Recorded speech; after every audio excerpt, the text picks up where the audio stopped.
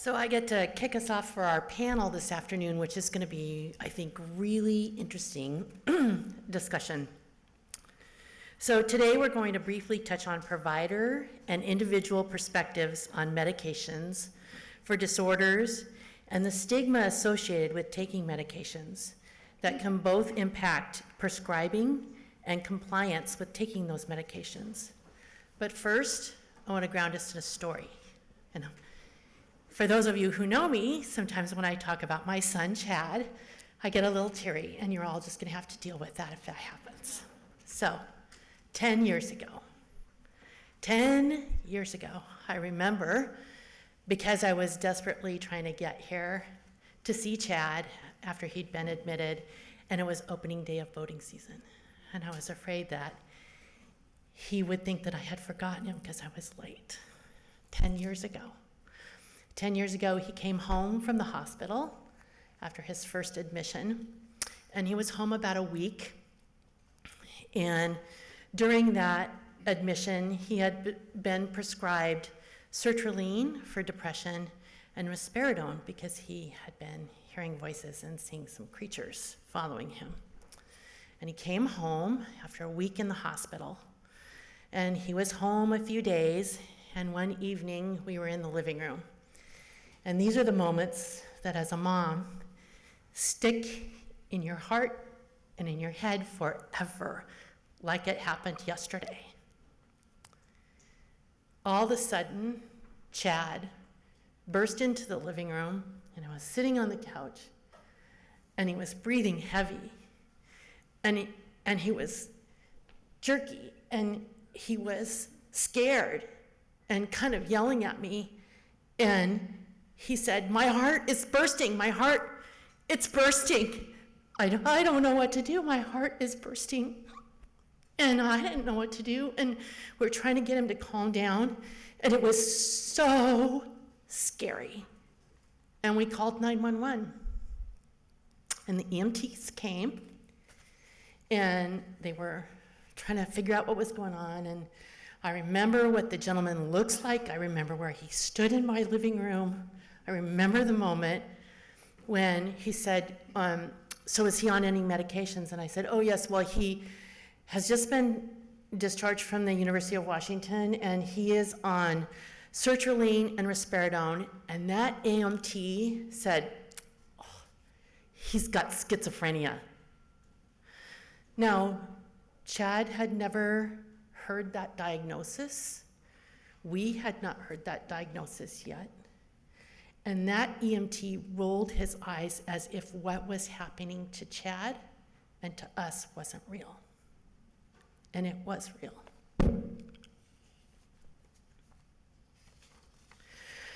So there were some very negative things that occurred as a result of that assumption.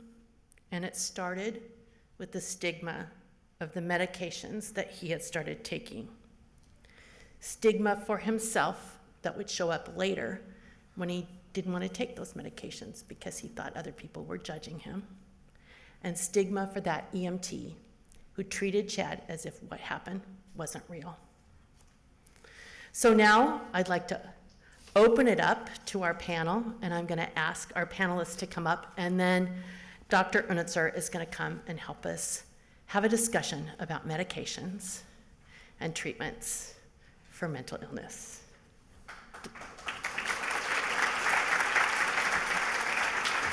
So we'll start with, I think I have you later in the time. I'm going to bring you up now. Let's see here. I'm just going to go down my list here so that I don't do the wrong ones at the wrong time. Okay, Dr. Bridget Beachy. Dr. Bridget is a licensed psychologist and director of primary care behavioral health at Community Health of Central Washington, a federally qualified health center. She is dedicated to integrating behavioral health consultant services into medical settings and provides care to patients of all ages. A sought-after speaker and consultant, Dr. Beachy shares her expertise at the local, state, national, and international levels. Dr. Denise Chang. Dr. Chang? Oh, there you are. is a psychiatrist and clinical professor in the University of Washington School of Medicine, where she has served on the faculty since 2012. She is the medical director of Behavioral Health Integration Program, the UW's Collaborative Care Initiative, and has also led statewide efforts as the medical lead for the Mental Health Integration Program.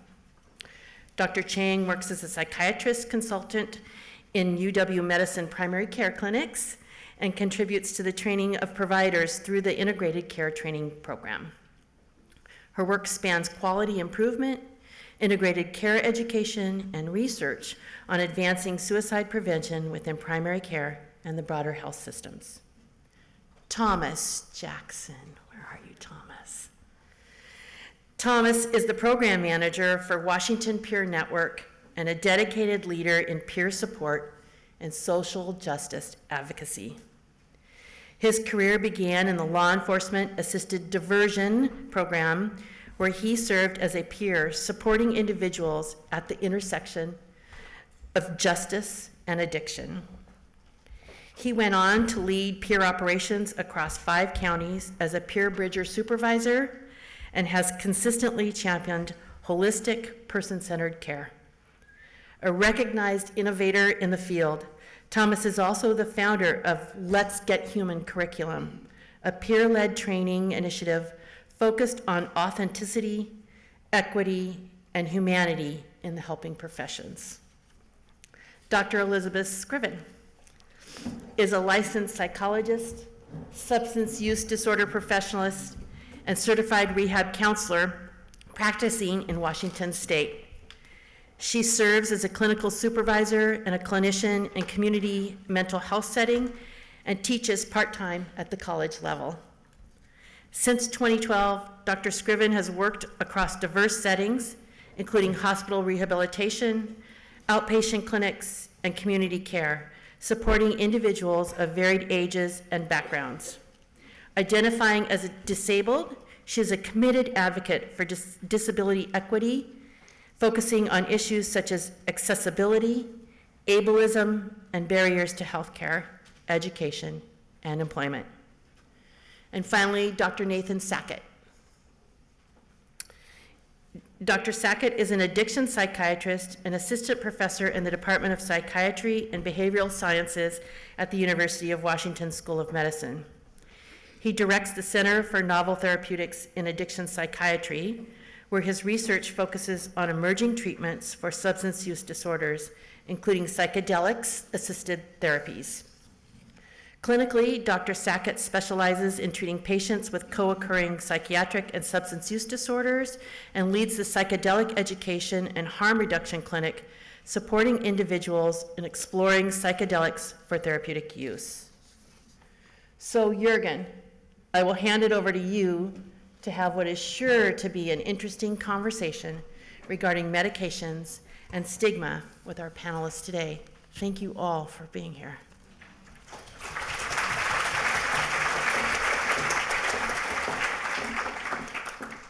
Okay, thank you, Laura. And actually, before I start with our great panel here, I want to thank Laura for sharing this sad experience, with Chad. I can only imagine what that was like. So, but thank you for sharing, and Todd for sharing his experience this morning about, counseling and therapy and medications. And Todd called me up a couple months ago, I think, and he said, hey, we should have a debate about should we have meds or therapy. Would you moderate that? It's not exactly how he said it, but something along those lines. And I thought to myself, oh, that could be really challenging. And it might not be the right question, And then we got into talking about stigma, and is it different if you're taking a medicine for blood pressure or diabetes, or if you're taking a medicine for depression? Maybe that's okay. What about schizophrenia? Is that still okay? And we had a really interesting conversation, and then we got into, some people think it's better if you take something that's natural. What if it's a mushroom that grows in the ground? Maybe that's better than taking something that a pharma company makes to make money off of us. And we had all kinds of interesting conversations. And, and all of that happened before, a couple months ago. Now we have leadership in Washington that is saying, maybe SSRIs are more addicting than heroin. I've worked with enough patients, individuals who are living with serious mental health and addiction problems that have all kinds of doubts, and they should have all kinds of doubts about taking these medications. And they're already terribly ambivalent about that. And when you raise those kind of questions, it can make that even more challenging and even more difficult. So I thought, okay, maybe this is a really good thing to have a good conversation about. In my experience, and I guess I'm not a panelist, but I'm just going to put it out there so we have some level setting here. To me, medications for psychiatric disorders are like any other medications. They're a tool. They can be helpful. They can be harmful. They can be neither. Sometimes, they're just not going to help you. And I think I have seen them overused. I've seen them underused. I've seen them misused, used for the wrong reason. And I think it's not a simple black or white thing. So I think it's actually great that we have a chance to have a dialogue about this. And we have a great panel here today that can help us, because every one of us, even if you're not prescribing medications, and there's only a handful of those of us in the room that have a license to prescribe these things, but we all work with people who are having thoughts and questions and doubts about medication. So I think it is helpful to be able to have a good, thoughtful dialogue where we listen to people about this. And anybody who's not prescribing a medication, you're more likely to be in contact with people who are taking these medications, and it's perfectly within your scope. This is my interpretation. I'm not licensing anybody to say, are you taking any meds? And if so, are they any good? Because actually, sometimes, if you're not the person prescribing to them, you're going to get a much more honest answer. Because if you're the doctor who's prescribed the medication, they want you to be a nice person. They want to be nice. They might not say everything they would say to someone else. So we can all have good conversations about medication. That's my goal. So with that, I have a couple of questions, and I'm going to put out a question, and then I'm going to ask some of you to respond to it. And if we have enough time, we'll see if we can get all of you to respond to it. But let's start with the first one. So this story that Laura shared about the experience with the EMT and Chad, what do you feel is the current stance on mental health medications and stigma? Do you think that the story of the EMT would still hold true today, 10 years later? And I'm going to start with Thomas for this one. All right, awesome. So when we talk about the stance, right, the particular stance, it would be untrauma informed for me to say the current stance, because I don't truly believe that 100 or 500 people can create the stance for everyone in this room. And that's typically what happens in our society or systems, is we take 100 people, we surveyed it, it happened, this is what it's supposed to be, right? And of course, I believe that the story would hold true today, those same type of feelings, because whatever trauma happened to the EMT or that caused him to feel that particular way still happens today. So for us to say that it wouldn't hold true, or that particular view from that individual wouldn't hold true, then we would be only going backwards into the beginning of time where psychiatric medication or psychiatric medicine was far more worse than just a pill that you take. Thank you.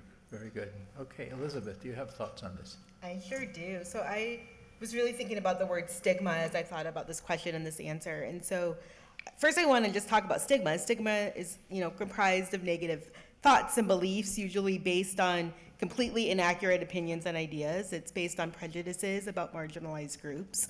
And it serves to maintain the power differential between the us and the them, right? So us is the group with the power, and the them are those without the power. And in the case of mental health, we have society labels like disordered, and those people have no power. In our society, the doctors, the psychiatrists, the counselors, psychologists, they're the ones that are deemed the experts and have the power. And we are expected to be able to cure and fix these disordered people that come to us. And so I think today, like, all of that is alive and well, and the volume's probably even been turned up in the last few months. And so, yeah, I think a lot of the story of the EMT within Chad would hold true today. But I also want to kind of turn that upside down for a second. So what if we shift our thinking, right? And rather than having experts that cure the sick, what if we think of the people who come looking for support and healing as those who are distressed by experiences of trauma, depression, hallucinations, etc., and those who are, and that they're suffering and in pain? And what if we think of ourselves as the healers, and we commit to come alongside those that are distressed and suffering, and take the time to genuinely form relationship with them? What if we act as witness to their pain and offer validation for who they are and the suffering they're experiencing? And what if we ask them, what does this individual, this suffering individual, find helpful? Is it meds? Is it behavioral interventions? Like, what is it? And then we listen. We genuinely listen and join with them on their healing journey. I think of Chad and the experiences he had at that inpatient hospital and with the EMT and what came later. And what if people joined him in his recovery journey rather than labeling him as schizophrenic and just putting meds on him or behavioral things? What if we joined with him and validated him in his fear? Hallucinations are scary. Delusions are scary. And I wonder if he would still be here today if we were better able to join him in his story. So that's my take on all of that. Thank you. Yeah, I think most of us would agree that sadly, yeah, that probably would still happen today, right? Does anybody else have any thoughts, perspective on this? I'm over here chomping at the bit about it, because that was just beautiful. Both those responses were beautiful. And as a psychologist working in a medical clinic, I train behavioral health consultants to be core members of the medical team. And one of the things that we do to destigmatize is we use what's called a contextual interview. And it's basically a love, work, play interview. So when people come in, the very first thing I do is I learn about their living situation, their relationship, their family, their friends, their belief system, work or school or both, and play. So it's called love, work, play.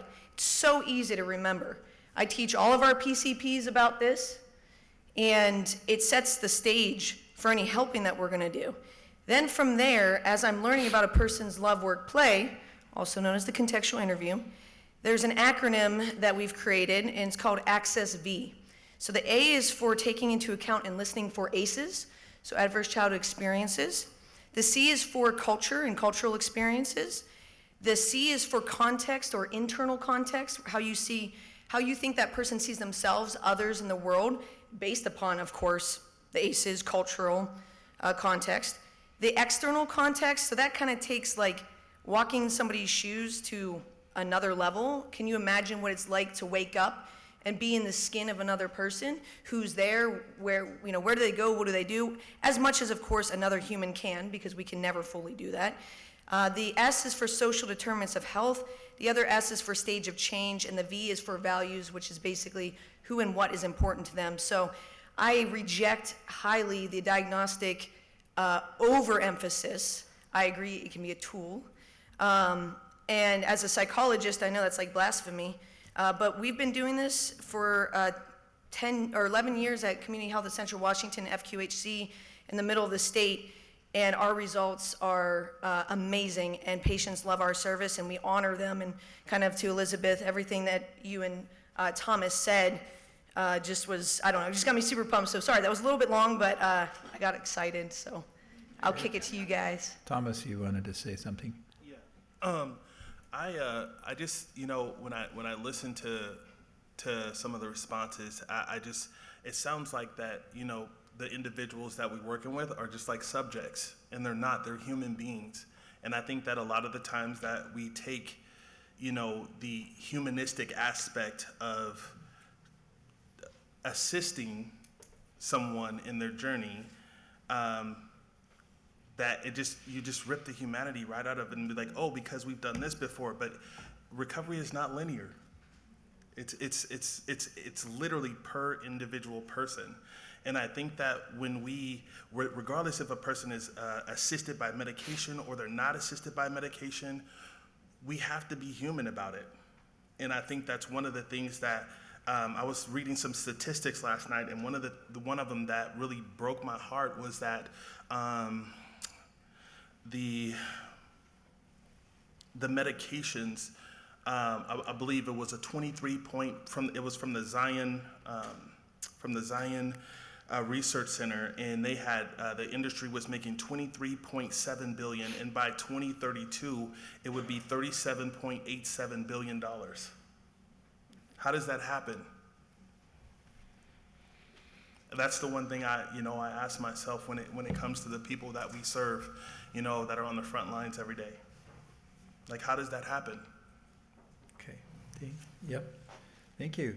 So I'm going to move us to the next question here, and I'm going to ask Denise this question. Denise, you're a psychiatrist. You prescribe medications. You talk to a lot of primary care colleagues who are prescribing these medications. How do you view the role of psychiatric medications, and maybe more importantly, how do you talk to individuals living with behavioral health problems about the role of medications?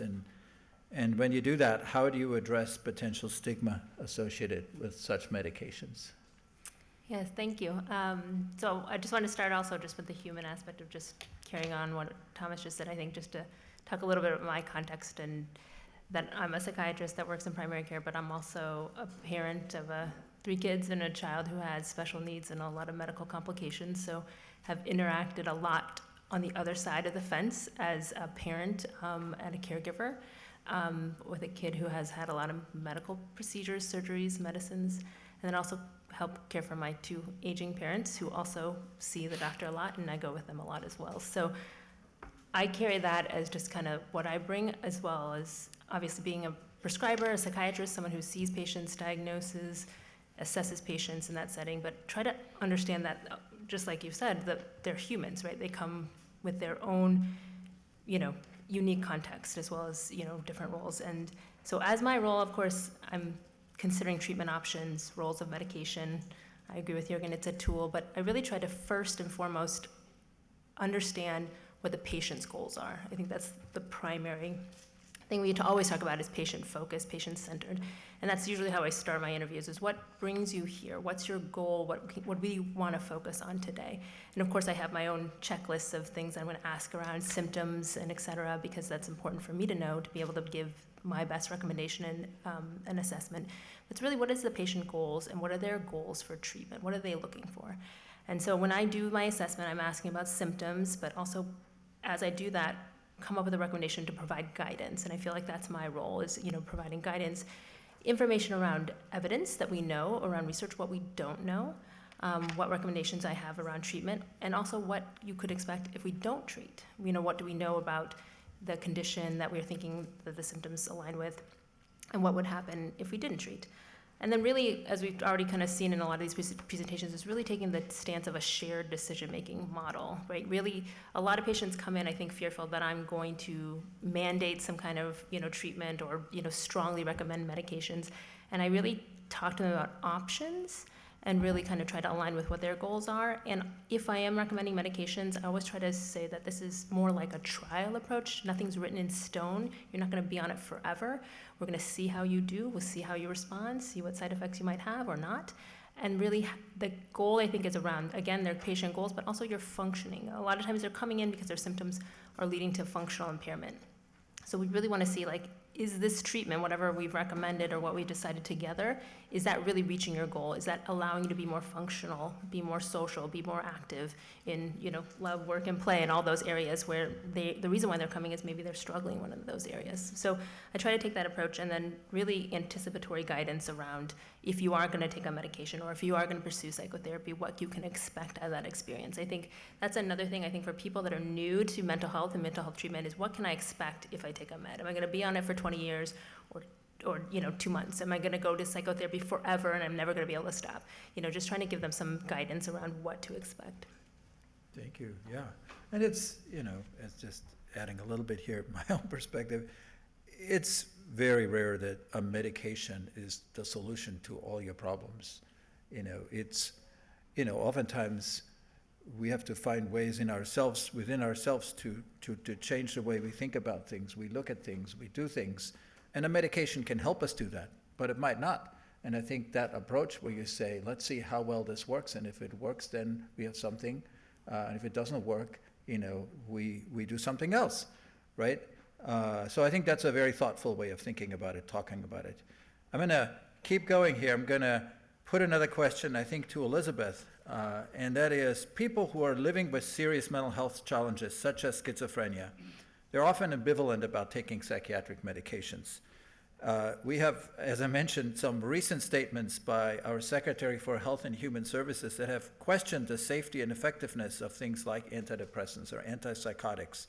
How might that affect people who are living with mental health conditions and who are already ambivalent about the diagnosis, the treatment, and all of those things? Yeah, that's a good question. First I want to ask, are they ambivalent, or do they just not have enough information to make an informed, consented decision, right? I think this is a day and age where there's a lot of information floating around there. Some of it is very correct and accurate, and some of it is just not. And so I think, and then when you're thinking about mental health and all the complexities and the layers of that and the side effects of meds, and when I think of someone with schizophrenia who's maybe having an episode where they're hearing voices and they're a little delusional, and those voices are telling them their meds are toxic, then not to take them because they're poisonous, right? So they're taking them maybe and spitting them out later or whatever it is. I think there's a lot of layers and a lot of things to consider, and I think in this day and age, when you're listening to this rhetoric about vaccines, about medications, about things, there's a lot of question marks for a lot of us about a lot of the the things we've been doing for years for some of us. And some of us, maybe it's stuff we're on the fence about, and now we're maybe more on the fence. And I think for our folks with who come to us suffering and in distress, and they want help from these healers, much like Denise was saying, ask those questions, give them the information. As a psychologist and a therapist, I can come alongside them and help them cipher through all of that. And again, ask what's best for you. I think is the important question. Yeah, thank you. Okay, so I trained as a psychiatrist some 30 years ago, and at that time, very few primary care doctors would prescribe psychiatric medications. Today, it's more likely that you'll get a prescription for a psychotropic medication from a primary care doctor than from a psychiatrist. There's just so many more of them. And do you think that this could cause an over-reliance on medications compared to other behavioral interventions, such as psychotherapy? And I'll ask both Denise and Bridget to speak to that, because you both work with primary care providers. So whichever one of you wants to start. Well, I'll start. I think, first of all, I think over-reliance is a tough way to approach it. I think that like you mentioned, there's tools, there's medications, there's psychotherapy, and we like to consider them as options, and people, again, giving them the options as well as what aligns most with their treatment goals. And it's a lot of patient preference. Again, that shared decision-making model, I think, is really important. And I think the key things when you're talking about is also where you're seeing the patient, what setting you're seeing them in, because a lot of what people choose in terms of treatment might be related to cost and access, right? So if you're in a very small rural town, you might not have access to specialized psychotherapy. So then, therefore, medications might be more available and accessible to you, right? And the same thing may be true for cost. Maybe a medication is relatively more affordable than, weekly psychotherapy. So I think we give the recommendation based on evidence around what we think would be the best options for a patient, but again, it's patient preference, shared decision-making, and what's available to them, right? And then patients also come with their own beliefs, and that's, I think, the important part of talking to patients. They have their own context, cultural context. We talked a little bit about stigma. There might be stigma there depending on, what information they've received, what kind of messaging they've received from their family or their community. We deal with that a lot in the primary care, they may not want to ever consider that they have a mental health condition. They'd rather take a medication and treat it like blood pressure and not talk about their feelings in psychotherapy. And then there are other people that would prefer not to take medications and actually do the talk therapy instead. So I think you have to really spend the time to talk to patients to understand what their beliefs are, what their experiences are. Maybe experiences with past meds or past psychotherapy also will probably inform what their choices are. And then just really understand, to come alongside them and understand where their information is coming from too, because like we said, there's so much information on social media, TikTok, AI now, friends and family also maybe having an influence around whether they not want or don't want people to be on medications. And so I think just talking about what information is out there, where we can get accurate and reliable information and resources, and then again, just supporting them around what their choices are, but also guiding them as far as the evidence, and maybe trying to match what their severity of symptoms are with the focus on improving functioning and meeting their goals. Ditto to everything she said. Add a little bit here. So I've worked with PCPs as part of a core member of the medical team for 12 years. 1 year over in Kent, an FQHC called HealthPoint, and then 11 years at Community Health of Central Washington. And what my PCP colleagues say to me is, Bridget, you gotta understand that when you only have a hammer, everything looks like a nail. And I think that PCPs are put into a really tough position. We know that primary care is the de facto mental health system. We know because of access and difficulties and, I mean, quite frankly, a lot of the cultural aspects where people feel more comfortable going to their primary care provider. We know that's the case. So if you have an opportunity to shadow a PCP for a half of a day, do it. Their jobs are impossible. And so our thought process, thought process at CHCW is, how can I be a member of the team and get as many other licensed mental health professionals, we have all of them, PhDs, PsyDs, LMHCs, LCSWs, LMFTs, all of us, to be able to come alongside, and so that our PCPs have other tools. And we find that when we do that, all of a sudden the PCPs aren't just going straight to the prescription pad. They're getting the BHCs, and we operate as generalists. We operate from a gather model, which is the G is for being a generalist, A is for being accessible, T is for being team-based, H is for being highly productive, E is for being an educator, and R is for routine. So y'all were talking earlier about flipping the script on how we do mental health care. I couldn't agree more. I see myself as a generalist. I see myself as the primary care version of a mental health professional. And so I see both scheduled patients, but also on demand. So when my PCP colleagues say, hey, I'm not sure, or hey, I need some help, or I got doorknobbed with, which we shouldn't say like that because that could be stigmatizing, but there's a doorknob issue, and quite frankly, I'm already 45 minutes behind. I'm on my 13th of 20 patients.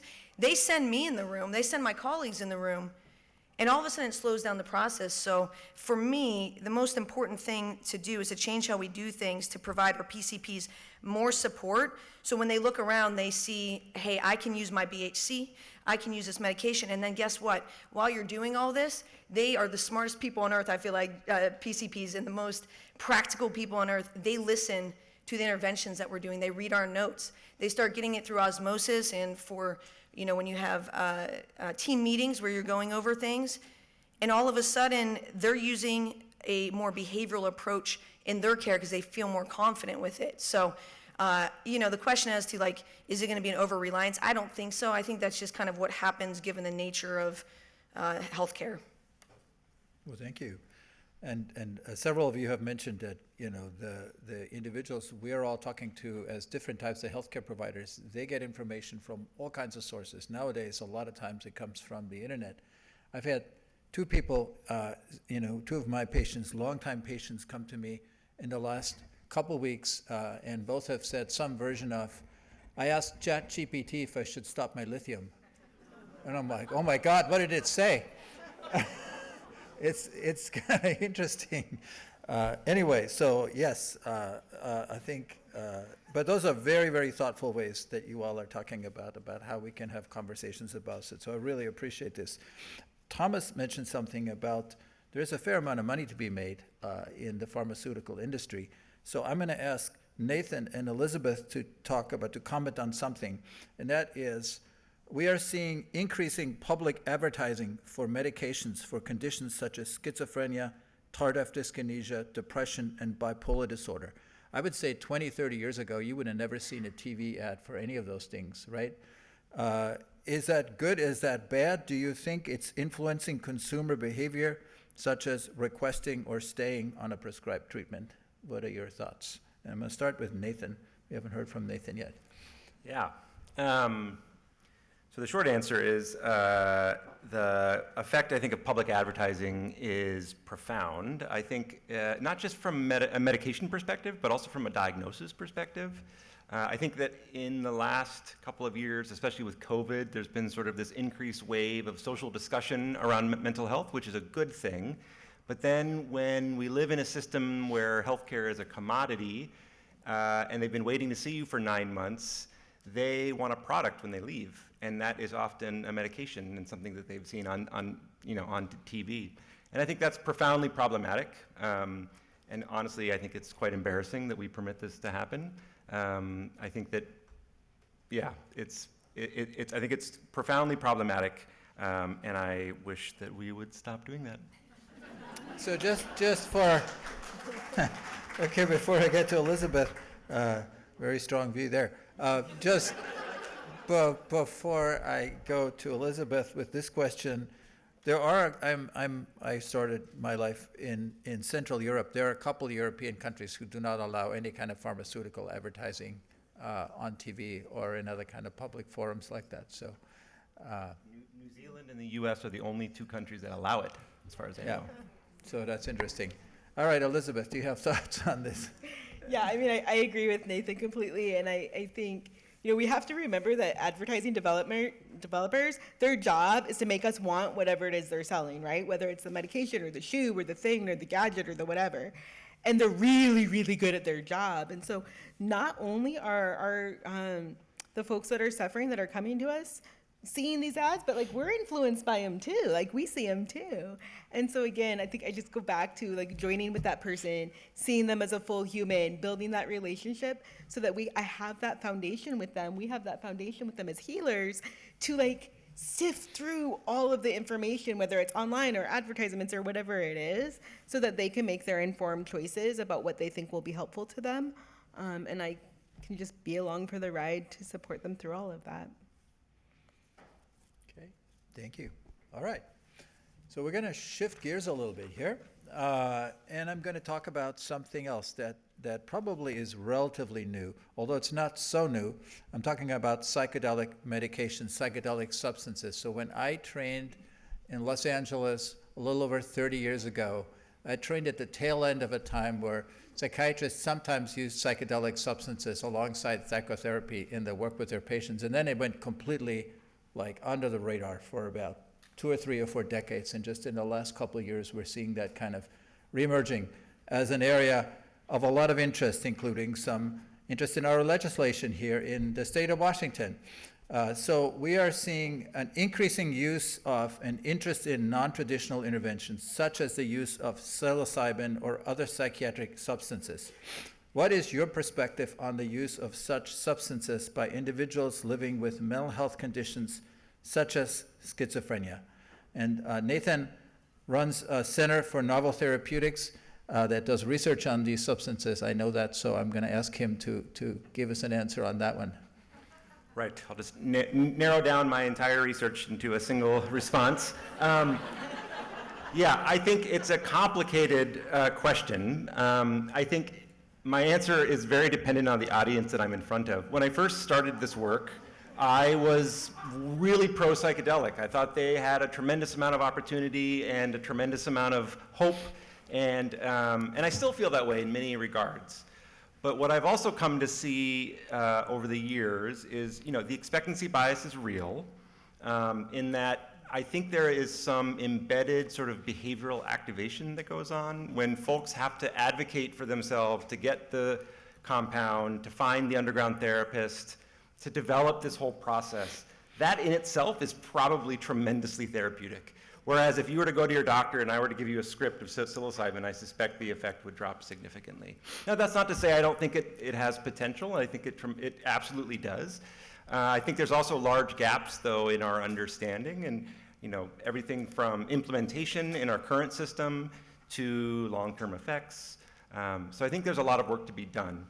I will say this, I have a clinic called the Psychedelic Education and Harm Reduction Clinic, where I see folks who are interested in pursuing psychedelics. And what's most fascinating about this clinic is that I get to see a patient population who would, under normal circumstances, never see me as a psychiatrist. They are suspicious of the system. They really do not want to be in my office, except they think that I may be able to provide them some insight into psychedelics. And that has been a tremendously interesting experience, having these conversations with folks and hearing their horror stories. And so I've grown to appreciate the advocacy piece around this in terms of trying to increase access to these potential treatments. But I also think there's an ongoing tension that I feel between our actual understanding of the science versus our hope, and how do we disentangle those things? I'm not quite sure. Yeah, that's all I'll say on that. Okay, so I'm going to share a brief story here. And that is, like I said, I experienced some of this work early on in my training. I worked with a couple of doctors at UCLA who had a fair amount of experience using psychedelic substances alongside psychotherapy with their patients. This is some 30 plus years ago. That dates me a little bit, but I had the unfortunate experience where one of my supervisors, who was a very, very, very cool guy, a guy I had learned a lot from, drove out of his driveway one morning and his car was broadsided and he was killed instantly in a car accident. And so I was early on, I was finishing my training, and my program director said, would you take over this guy's outpatient panel? So I got to meet a whole bunch of people who had pretty substantial experience taking psychedelic medications alongside psychotherapy with this very experienced person. And I don't know the exact numbers, but my memory is there was about a third of people who said, this was the most profound experience I've ever had in my life. This changed my life. After years of therapy, I was able to see myself and the world in a way that I just could have never seen it before. And it really changed how I feel, how I act, how I think about the world. It was a game changer for me. I thought, that's cool. There were some people who would say things like, yeah, it was really interesting. It was kind of cool. I was on the guy's couch and I could smell the color red. And I had all these sensory experiences that I'd never had before. But yeah, I don't know. I don't know there's anything really long-term that has really changed me as a person. And then there was about a third of people who said, this was the worst thing that happened to me in my life ever. I had a horribly traumatic experience. I saw some things I cannot unsee. I saw myself doing some horrible things. I saw things done to me. I don't know if they're real or not. I can't unsee them. I'm terribly traumatized.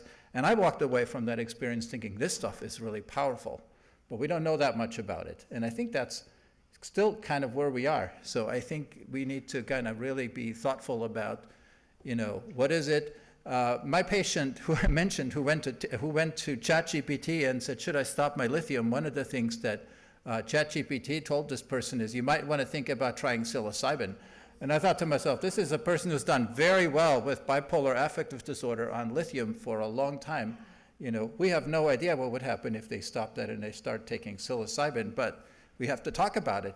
Thomas, you wanted to say something. Yeah, I just want to real quickly, because I've had some people that I've talked to about this, and of course lived experience as a peer. But so,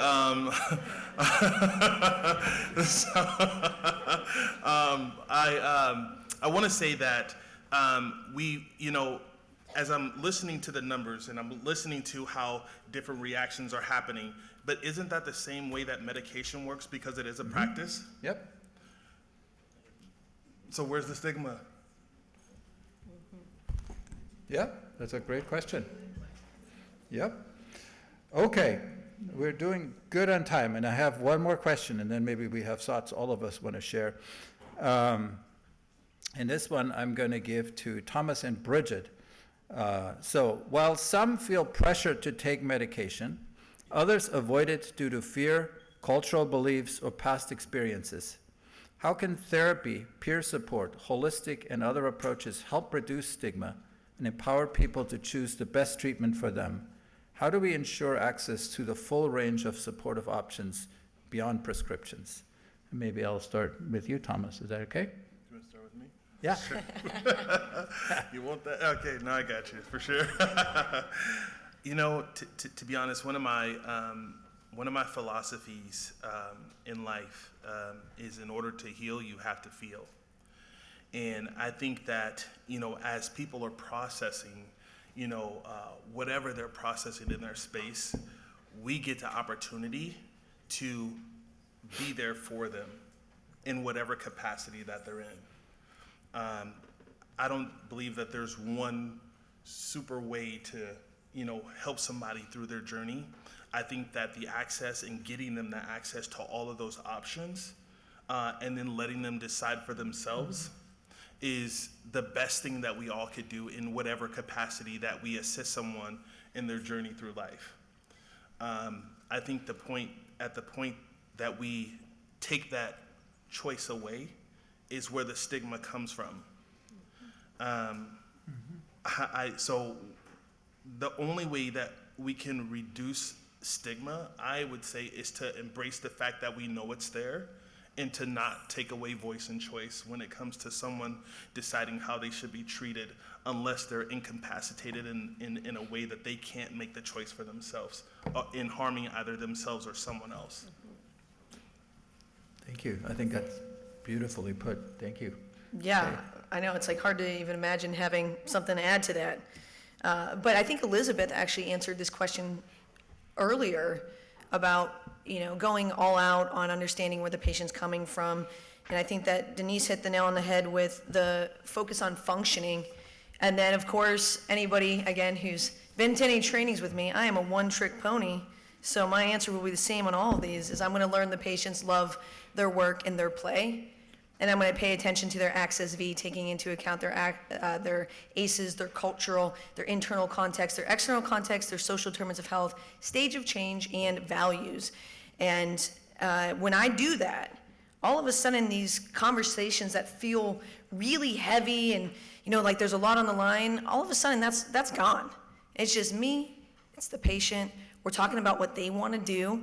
And then I'm helping to communicate a lot of these conversations to the PCPs as well as the nurses. So I think sometimes we can overcomplicate it, but really you're not going to go wrong if you triple down on living in as much as you can, as another human can, living or attempting to live in the skin of another person and to see their world from their lens. Yes, please. I just want to mention one thing. I don't know because you mentioned ACEs a few times. And I just want to say that when we often mention ACEs, I also want to mention the resilience scores, because that's very important to how somebody operates. Because I am off the scale, 15, but my resilience score is 14 as to why I'm able to do the work that I do now, because I was actually able to feel what I was going through in order to process and learn the emotional fortitude to get to where I am. So I just want to make sure that we also give them the kudos for the resilience that they have in the work that they're, processing.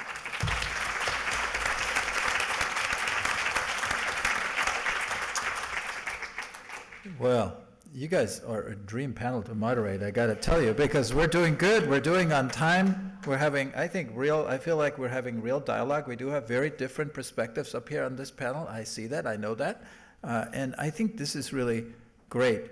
I also know that at least 1 in 10 people in this room is taking an antidepressant medication right now. Maybe this morning you did. Many of us have had experience with these medications, and not a lot of us are yet comfortable talking about it. So I want to just call out Todd, thank you for talking about it. I think we had another speaker who talked about it. I'm not trying to get you up here and self-disclose. I'm just making the case. It's kind of sad that we have to sort of still think about it that way, right? As I said, I think just like a lot of other things, these things aren't good or bad. There can be a tool, and we need to use them in that way, and not more and not less, and we should be good at talking about it. And hopefully, one of the things that comes away from this is you all are a little bit more comfortable talking with the people that you work with in your lives about that. And I think talking is mostly listening. I think Elizabeth or somebody, one of you mentioned that. I think that's the most important thing. So when I try to talk about that, the first thing I said is, what are your thoughts? What are your experiences? And people start talking. If you don't ask that, if you just go straight to, I think you should do X, you missed a tremendous opportunity there. So we have a couple more minutes. We're doing great on time. So I'm going to ask each of you just to kind of, your reflections on what we just talked about, what we heard, what would you want the people in this room to take away when it comes to psychiatric medication stigma, how to talk about that. I don't know who wants to start. We could just go down the line, or Bridget, you want to start? Yeah. Okay, so everybody gets a little closing statement here. Thank you. Yeah, I think that we got to change the way we do things. Us in the mental health field, we have to be comfortable seeing patients in different amounts of time. My visit could be 10 minutes, it could be 50 minutes. Most commonly, it's 30 minutes.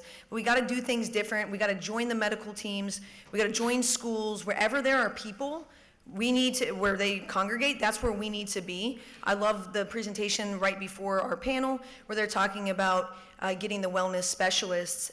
That is really thinking outside the box, and at the same time, it's tripling down on getting to know patients. And I don't think you can put a value on how it can change the healthcare system to add both licensed mental health professionals as well as some of these peer specialists that we talked about, adding them to that medical team. Thank you. Nathan? Yeah, I guess my final thought is just whether I'm talking to someone about psychedelics or an SSRI, I think the same thing is true in that I think it's really easy for folks to get sort of fixated on the treatment, and it sort of allows us to sidestep the sort of social and cultural issues that may be coming up. And so one of the things that I talk to my patients a lot about is how, and I'm sure a lot of you have heard this, but the meds are sort of like a buoy, but you still have to swim, you still have to do the work. Mm-hmm. And so I guess just to say that, in the Venn diagram of treatment, I feel like, meds are one circle, but there's a number of other important circles that we need to address as a group. So that's all I'll say.